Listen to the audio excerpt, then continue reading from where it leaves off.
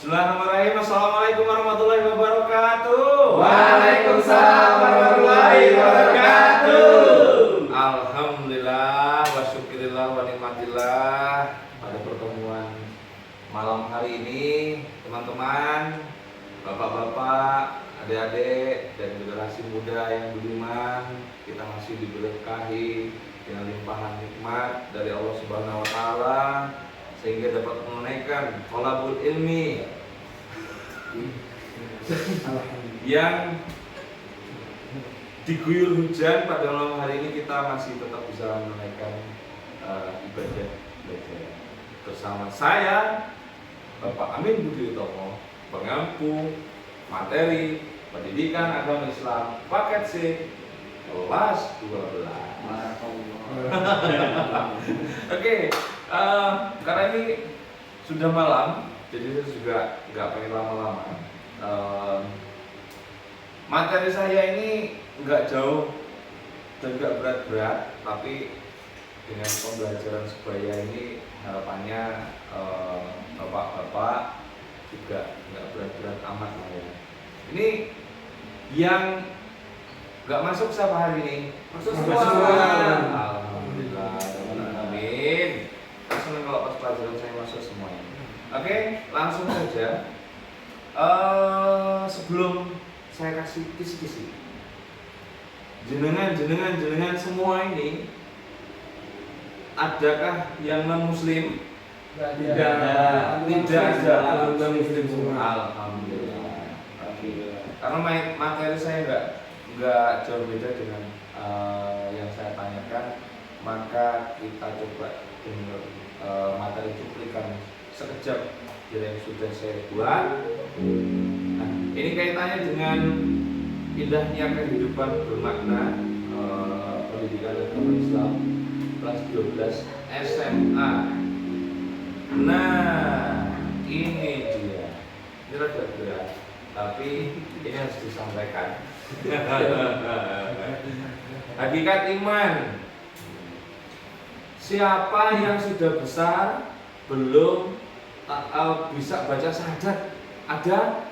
Enggak ada. Coba Pak, siapa namanya ini? Diki. Pak Diki, gimana baca syahadat? Asyhadu alla ilaha illallah wa asyhadu anna muhammadar rasulullah. Artinya Pak Ari? Aku bersaksi bahwa tiada Tuhan selain Allah dan aku bersaksi bahwa Nabi Muhammad utusan Allah. Alhamdulillah. Rajin lagi ya. Berarti semuanya hafal. Tidak cukup hanya hafal. Iman itu sesuai materi yang saya tulis itu adalah yang diyakini dalam hati dan sesuatu yang diucapkan dengan lisan dan diamalkan dengan anggota badan tanpa keraguan sedikit pun. Makanya saya tanya, Bapak-bapak hafal gak bacaan syahadat tadi? Alhamdulillah hafal. Oke, materi saya kaitannya dengan hakikat iman. Jadi setiap seorang muslim itu pintu masuk utamanya itu adalah mengimani Islam itu melalui bacaan syahadat. Itu adalah pintu masuknya. Nah, sesuai yang saya sampaikan tadi, ada kedudukan iman lebih daripada Islam, yaitu jatuh daripada Islam. Nah, ketika seseorang sedang di fase yang tidak kuat, maka imannya juga bisa turun ya. Jadi selain iman itu juga ada Islam dan ihsan. Nah, ini yang saya sebutkan tadi. Kalau tadi sudah ngomongin sekarang iman, rukun Islam itu ada berapa? Ada berapa? Bapak Radit, ayo hafalan. Ada apa aja? Syahadat. Terus? Sholat. Terus? Zakat. Puasa. Terus? Dan yang terakhir haji bila mampu. Alhamdulillah. Adakah yang sudah haji? Belum. Sudah mendaftar haji? Belum. Sudah meniatkan haji? Insya. Alhamdulillah.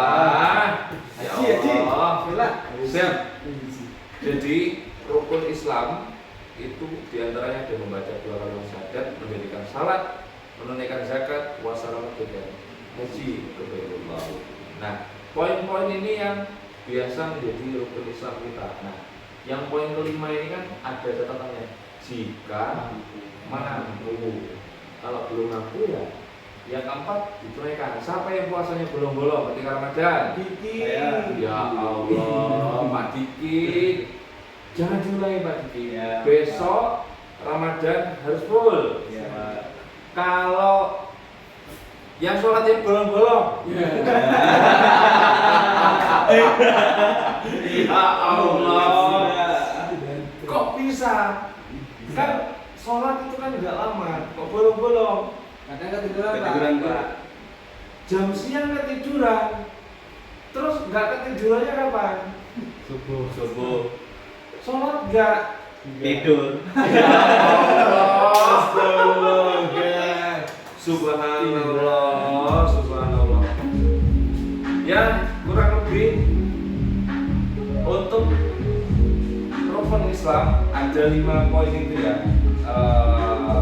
Secara bahasa juga sudah dijelaskan bahwa kata Islam itu berasal dari kata aslam muslim Islam dengan arti yang semantik, yaitu tunduk dan patuh berserah diri atas keselamatan, kedamaian, kemuliaan kepada siapa? Allah siapa? Allah Subhanahu wa ta'ala. Itu hanya orang Islam Muslim. Oke.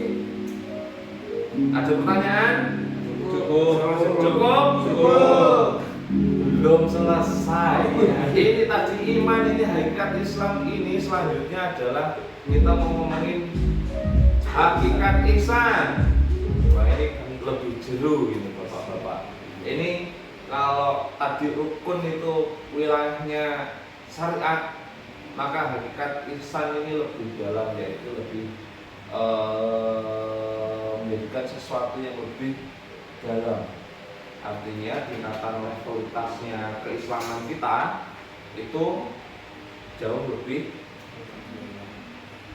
dalam lagi. Nah, ihsan terbagi menjadi 2 macam. Ihsan dalam beribadah kepada Allah, serta ihsan kepada semua pemberian Allah Subhanahu wa ta'ala. Contohnya pemberian Allah Subhanahu wa ta'ala itu apa aja sih?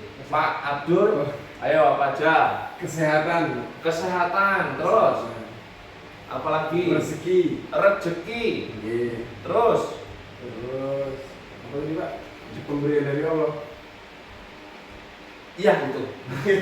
Rezeki, kesehatan, jodoh, Terus dan lain sebagainya. dan lain sebagainya. Itu adalah bentuk syukur kita bahwa segala sesuatu yang datangnya dari Allah Subhanahu wa ta'ala itu wajib kita syukuri. Itu ya, mencintainya lebih dalam. Oke, materinya dilanjutkan. Nah, kalau tadi udah Islam, terus rukun Islam, ada hakikat Islam. Nah, ini selanjutnya apa ya? Nah, hubungan Islam dan ihsan. Nah, menurut beberapa tokoh yang jadi contoh, waduh,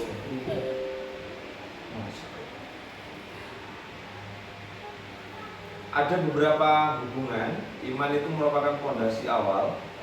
Bila iman diumpamakan sebagai fondasi rumah, sedangkan Islam adalah sebuah bangunan. Ya, Bapak Ibu ya.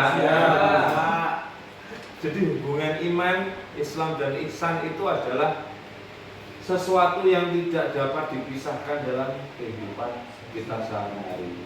Dan semoga dari pertemuan kita malam hari ini, materi pendidikan agama Islam, itu dapat mewujudkan dan meningkatkan iman dan takwa kita kepada Allah Subhanahu wa ta'ala. Amin. Dan mari kita tutup pelajaran ini dengan baca lafaz.